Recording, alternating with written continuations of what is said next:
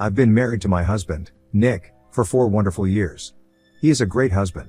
Our relationship has always been centered around just the two of us. Since very early on, we made a mutual decision to not have any children. It was a choice we were both completely comfortable with, and it's something we've never second-guessed. Our life together has been fulfilling in so many ways, and we enjoy the freedom and flexibility that comes with not having the responsibilities of raising kids. Every year, when our wedding anniversary comes around, I like to plan something special to celebrate our time together. It's become a tradition that we both look forward to, a time when we can escape from the usual routines of life and just focus on each other.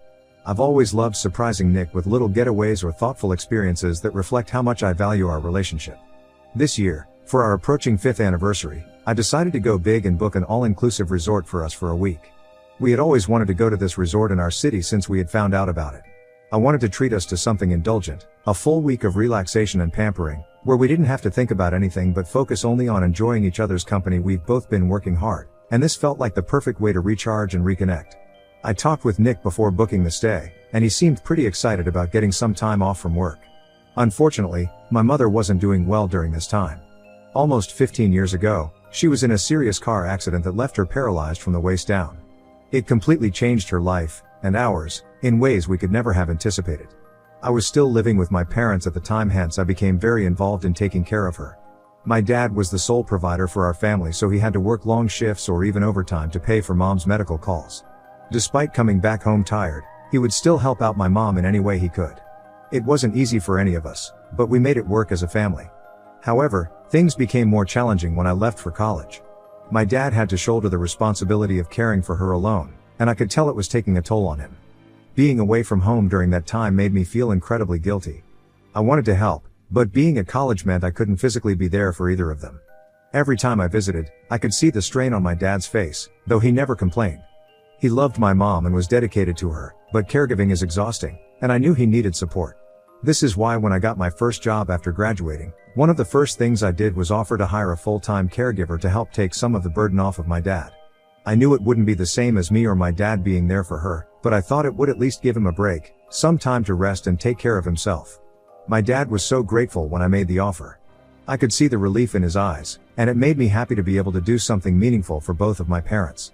It felt good to know that they would have the support they needed, and that my dad wouldn't be alone in managing everything. However, my mother's health was declining. She had started having respiratory issues, which made it difficult for her to breathe without supplemental oxygen. Over the years, she had lost much of the muscle tone in her upper body, making it nearly impossible for her to move her wheelchair independently anymore. It was not just her physical health that's deteriorating, her emotional state had been in steep decline as well. The vibrant, active woman I grew up with, who used to take charge of everything and everyone, was battling deep depression and overwhelming frustration over her lack of mobility. One night, my dad called me in a panic. He said my mom had started waking up in the middle of her sleep, screaming from terrifying nightmares. She kept telling him that she was going to die soon. Hearing those words from him made my heart nearly stop. I had known she wasn't doing well, but the thought of her feeling so desperate and terrified was more than I could bear. It had been a month or two since my last visit to them, mostly because of my demanding work schedule, so without a second thought, I told my dad I would drive over to their place in the morning. I knew they needed me, and there was nothing more important at that moment than being there for both of them. However, when I told my husband about my plans to visit my parents for a few days to take care of my mom, he didn't like that. Nick wasn't really a family guy. Unlike me, who was blessed with a warm and supportive family, my husband, Nick, had a much more difficult upbringing. My husband grew up in a household where his parents clearly favored his sister, who was the golden child in their eyes. Nick, on the other hand, was often overlooked and neglected. It was heartbreaking to learn that he had spent much of his life feeling ignored by the people who were supposed to care for him the most. Over time, he had learned to live with this reality, but the scars it left were deep. Nick's family lived quite a distance away, and they seldom made any efforts to visit us. His family never had any get-togethers even on Christmas. This physical and emotional distance meant that Nick wasn't close to his family. In fact, he had been estranged from his sister for years and their relationship was almost non-existent. When Nick and I started dating, I was very open with him about the strong bond I had with my own family. I wanted him to understand how important they were to me and that visiting them was something I did as frequently as I could, despite the long 3 to 4 hour drive it required. In the beginning, Nick seemed to be okay with it. He would even accompany me on those trips, and it felt like he was becoming a part of my family too. My dad, in particular, really took a liking to Nick and treated him like a son. They shared a love for football, and it was a joy to see them bond over a game with a beer in hand, laughing and chatting as if they had known each other for years. But as time went on, something shifted. Nick began to withdraw from these visits, and eventually, he stopped coming with me altogether. It was pretty evident that he had grown tired of spending time with my parents over time since he was not used to being with family frequently, though he never explicitly said so. It became more and more difficult for me to get him to join me on those trips, and I found myself making excuses for his absence. My dad, who had genuinely enjoyed Nick's company, would sometimes ask about him each time I visited him, his voice tinged with a bit of concern. I didn't have the heart to tell my dad the truth that Nick didn't want to spend time with him and mom anymore, so I would lie and say that Nick was caught up with some urgent work or that he had something important to take care of. I knew that Nick's past experiences had shaped him in ways I couldn't fully understand, so I tried my best to be understanding. I had reduced my visits to my parents a lot as a result since Nick never liked it. However, this time was different. My parents needed me. Hence, I packed my bags to visit them. When I arrived at their home, I was filled with a mix of emotions: happiness to be with them, but also a sense of worry that had been lingering in the back of my mind. My dad had mentioned over the phone that my mom wasn't doing well, but nothing could have prepared me for the reality of seeing her in person. As soon as I saw her, my heart sank. She looked so much thinner than I remembered, almost frail, and it was clear that her health had deteriorated more than my dad had let on. Her once vibrant hair had started falling out, and she seemed like a shadow of the strong, lively woman who had raised me. It was painful to see her like this. But I pushed those feelings aside because I knew what I needed to do. I needed to be there for her and for my dad, who had been doing his best to take care of her on his own. Over the next few days, I took on the responsibility of cooking for everyone, giving my dad a much-needed break. I knew how much he loved the meals my mom used to make for him, so I made sure to prepare some of his favorites, hoping to bring a bit of comfort and normalcy back into our home. Seeing the contentment on my dad's face as he enjoyed those meals meant everything to me. I tried to spend as much time with both of them as I could, whether it was sitting by my mom's side, talking to her softly, or sharing a quiet moment with my dad after dinner. I knew that just being there made a difference, even if I couldn't change the situation. At night, after everything had settled down, I would call Nick to let him know how things were going. I told him about my mom's condition, how worried I was about her, and how my dad was holding up. However, Nick didn't really care much or show any sympathy. Whenever I would share updates about my mom's worsening condition, he would often tell me I was stressing him out about my family problems and that he needed to relax after work. I tried to convince myself that he was probably just exhausted after a long day at work and didn't have the energy to engage more deeply. But in my heart, it stung a little. I wanted him to understand the gravity of what was happening and to offer some comfort, but as our anniversary date approached, my mom's condition took a frightening turn for the worse. She began vomiting blood and bile, was unable to keep anything down and was struggling to sleep at night. I would stay up with her for hours at night and listen to the radio with her just to calm her down. It was terrifying to watch her suffer like this. We visited the doctor and he prescribed her medication to manage the symptoms, but he made it clear that things were becoming more serious. When Nick called me, asking about when I would be driving back home so we could start packing for our approaching vacation, I told him, with a heavy heart, that I was having second thoughts about going on vacation. I explained that my mom's health was rapidly declining, and I wasn't sure if it was the right time for me to leave her. Nick didn't take this well. He snapped, telling me that a one-week vacation wasn't going to kill my mother and that he needed to spend time with me too. He went on to tell me how I always prioritized my disabled mother over him and he felt neglected. His words hit me hard, and I felt a wave of guilt wash over me. He was right in a way. I was his wife, and our relationship was important. He needed me just as much as my parents did, and I could understand why he was upset. But at the same time, the thought of leaving my mom when she was so sick filled me with dread. I couldn't shake the fear that something terrible might happen while I was away, and if it did, I knew I would never forgive myself. How could I relax and have fun when my heart was back home, filled with worry and guilt? However, I didn't want to fight with Nick. I tried to calm him down and reassured him that I would come home in the next 2 days so we could go on the vacation as planned. When I finally mustered up the courage to tell my mom that I would have to leave in a day or two to go to my husband, she immediately started begging me to stay, her voice trembling with fear and vulnerability that I had never heard from her before. She kept telling me how scared she was of losing me, how she could feel something was wrong with her. I felt scared hearing that. Even my dad, who had always been the more stoic one, seemed deeply concerned. The fear in his eyes mirrored my own, and it was clear to me that they both needed me more than ever. At that moment, I knew what I had to do. I could always go on a vacation with my husband later, But I couldn't replace this time with my mom when she needed me the most. Later that night, I broke the news to Nick. I firmly told him that I would be staying with my parents and that I would be canceling the vacation. I knew it wouldn't be easy, but I hoped he would understand. Instead, he yelled at me, accusing my mom of being selfish for asking me to stay. He told me I was making a huge mistake and that I would regret this decision. I tried to reason with him, pleading for his understanding. I told him that if his parents were ever going through something like this, I would never prioritize a vacation over their well-being. I would have been by his side, supporting him through every step of the way, just as I needed to support my mom now. But no matter how much I tried to explain, Nick wasn't ready to understand. He kept saying that I was simply sacrificing away our vacation for absolutely no reason. It broke my heart to see him like this, so angry and unwilling to see my side of things. But I knew deep down that staying with my mom was the right thing to do. And as much as I wish Nick could understand the depth of my decision, I also had to accept that he might not, at least not right now. However, Nick made things between us even worse by asking me not to cancel the reservations.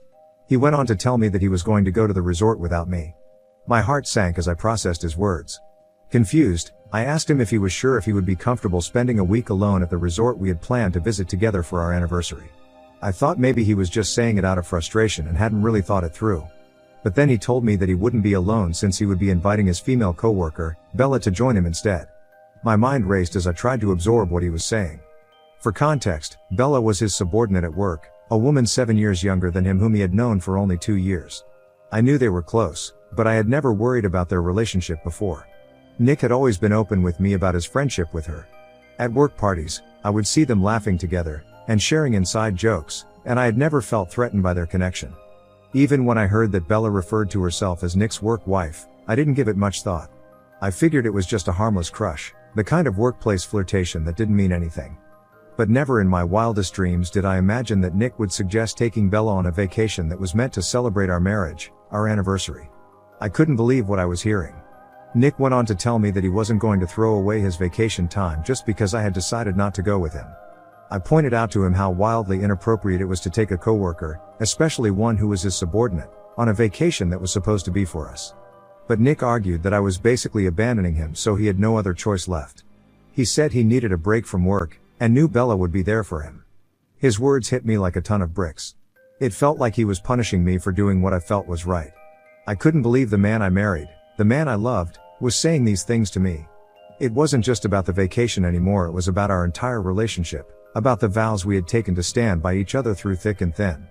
How had we come to this point where he would rather go on a vacation with a coworker than support me in one of the most difficult times of my life? I spent the entire night worrying about our future. I realized that my marriage was in serious trouble. Nick's decision to go on this vacation with Bella wasn't just a sign of his frustration, it was a sign that something was deeply wrong between us.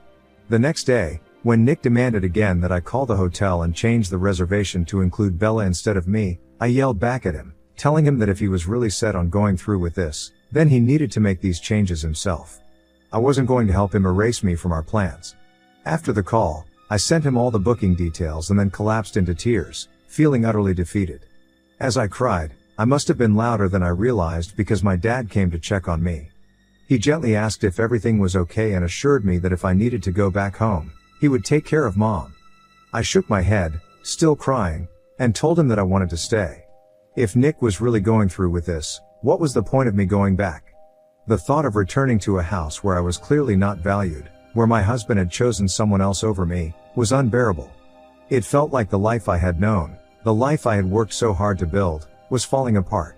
In the end, Nick did end up going to the resort with Bella. From the resort, he even had the audacity to post multiple pictures online, images of them drinking cocktails, watching the sunset together, hiking together. The sight of him smiling with her in the photos, in the very place we were supposed to celebrate our anniversary, made me feel sick. Soon, I started getting messages from some friends and cousins who also followed Nick on social media, who had seen the photos with him and this woman, asking if everything was okay between Nick and me. Their concern was genuine, but it only deepened my sense of humiliation. It was as if the private pain I was experiencing had been dragged out into the open for everyone to see. I felt sick, ashamed, and utterly confused. Clearly Nick was knowingly humiliating me. I tried my best to convince myself that maybe nothing inappropriate was happening between Nick and Bella, that they were just relaxing and enjoying the break. But no matter how much I tried to rationalize it, I knew in my heart that what Nick was doing was wrong on so many levels. It wasn't just the possibility of something sexual happening. It was the sheer indecency of it all, the betrayal, the disregard for our marriage, and the way he was punishing me for not going with him. The realization that the person I had devoted my life to could be so uncaring, so spiteful, was shattering. Just when I thought things couldn't get any worse, life dealt me the most crushing blow. It was just 3 days after Nick had left for our vacation with Bella, and I was still trying to process the betrayal when in the middle of the night, my mother passed away. My dad found her in the morning, and the sound of his heart-wrenching cries broke through my sleep like a nightmare came to life. I rushed to see what had happened, and when I saw her, lifeless and peaceful, I fell to my knees. She had been suffering long enough, and the only solace I could find in that moment of utter devastation was that she had passed away in her sleep, without further suffering. With her, I felt like a part of me had died. My dad somehow managed to collect himself enough to call the ambulance and begin making the necessary funeral arrangements. I was numb and disconnected from reality throughout all this. The pain was so deep, so all-consuming, that I couldn't think or function. I don't know how he did it. The only thing I could think to do was call Nick. I was desperate to hear his voice, to find some comfort in the person who was supposed to be my partner in life. Through my tears, I dialed his number, praying he would pick up and be there for me in this darkest moment. But he didn't answer. Not once. I called him over and over, leaving message after message, pleading for him to call me back as it was urgent. But there was nothing. No response. My husband couldn't even be bothered to pick up the phone when I needed him the most.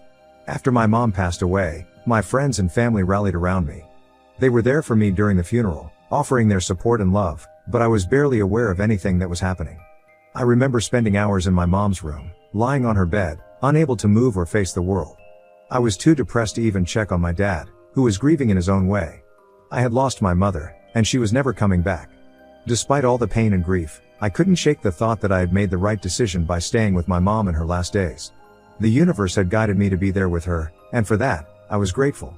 I couldn't imagine the regret I would have felt if I had actually left her to go on that vacation. When I finally mustered the strength to open my social media to check on Nick since he had still not called me back, what I saw confirmed my worst fears. Nick had posted more pictures from the resort, smiling and enjoying himself with Bella, while I was mourning the loss of my mother. He hadn't even bothered checking in on me, not once. As I stared at those pictures, it became painfully clear how little I mattered to him. It was like a knife twisting in my already shattered heart. The weight of everything, the loss of my mother, the betrayal by my husband was unbearable, but as I lay in my mother's bed, surrounded by the memories of her love and wisdom, something inside me shifted. My mother had always been my guide, the one who taught me to stand tall, respect myself, and never settle for less than I deserved. In that moment of clarity, I realized then that I could never look at Nick the same way again. His actions over the past few days had shown me who he truly was, and it was someone I no longer recognized or could respect. I knew I didn't want to spend the rest of my life constantly questioning my choices and punishing me for them. I also could not trust him any longer and didn't want to torture myself with thoughts of whether he had slept with Bella or not. Those things didn't matter anymore. What mattered was the realization that the man I thought I knew was gone, replaced by someone who had chosen to spend our 5th wedding anniversary sipping cocktails with another woman while I was burying my mother. The next day, with a heavy but resolute heart, I drove back to our house. I went from room to room, packing up my things, making sure to take everything that held any meaning to me. I wanted to be gone before Nick returned from his vacation with Bella. The thought of facing him, of hearing whatever excuses he might offer, was something I couldn't bear. I packed quickly, and left a note behind, telling him to enjoy his life with his work wife since I was done with him. Driving back to my parents' place, I felt a mix of sorrow and resolve. My heart was heavy with grief, but for the first time in days, I felt a glimmer of strength. I was reclaiming my life, even if it meant starting over from scratch. Nick had made his choice, and now I was making mine. After Nick returned home, he must have noticed my things were gone. I can only imagine his shock when he read my note and realized that I had packed up and left while he was away. It didn't take long for him to start calling me, the phone ringing constantly as if he could somehow undo everything with a few words. I knew my cousins had reached out to him, sending angry text messages about how poorly he had treated me by going on a vacation with his coworker while my mother had sadly passed away. He sent me multiple texts saying he had no idea and that he should have been there for me. He's been begging me to call him back. Nick's apologies now feel empty, like he's saying them just because he's finally facing the fallout from his actions. But where was this concern when I needed him? Where was his remorse when I was calling him, heartbroken and grieving, only to be met with silence? It's obvious to me now that his guilt is more about the backlash he's getting from others than any real understanding of the pain he's caused. Ida for leaving my husband after he spent our 5th anniversary with his coworker? Update 1. So to clarify, the reason I didn't want to talk to my husband first before taking this step to leave him was because there was nothing left to talk about. I can't trust him any longer. Even if he slept with Bella or not, he did this only to punish and hurt me. That's it. What else is there to discuss about this? Some of you are right, that I am being emotional and making rash decisions, but how many of your partners have spent their wedding anniversary with their coworkers and posted about it while you were grieving your mother's death? He doesn't have any sense of loyalty or respect for me, so why should I spend the rest of my life with him? Update 2. Thank you to those people who have reached out to me for words of comfort since my last update. I did talk to my dad about it and told him about everything. I wanted his opinion on whether or not I was really making the right decision to leave my husband. He loves Nick just as much as he loves me, so I knew he would not be afraid to call me out if he thought I was making a mistake. My dad agreed that what Nick did was unforgivable, but also pointed out that I needed to talk to my husband and get to the bottom of this. My dad believes that Nick has been having an affair with Bella and has urged me to find out the truth so I can get some kind of closure. Hence, I have finally reached out to Nick and asked to meet with him one last time. Update 3. Long story short, my dad and everyone else were right about Nick. He did have an emotional affair going on with Bella. He confessed to me during our conversation that although they never did anything physical, he had grown very close to her over time. He basically blamed me for always neglecting him and how he never became my first priority even after marriage. I argued back, reminding him of our regular date nights, the dinners I cooked for him, the conversations we had every evening about our lives, how I did his laundry exactly the way he liked, and how I cleaned the house even when I was exhausted after work because he didn't like the house being messy or disorganized, how I even bought him expensive gifts, while he would only give awful and inconsiderate gifts in return. So how, I asked, did I ever neglect him when I wasn't the one having an emotional affair with their coworker? Nick had no answer to my question. He admitted that taking Bella on the vacation was his way of messing with me and making me feel bad. He assured me that nothing ever happened between them, but I didn't believe him. He begged for forgiveness and almost broke down apologizing for not being there for me during my mother's funeral, but I didn't even flinch. Life is too short to stay married to someone who is this childish and immature. I'm going ahead with the divorce as planned. We don't have kids, so this is going to be straightforward.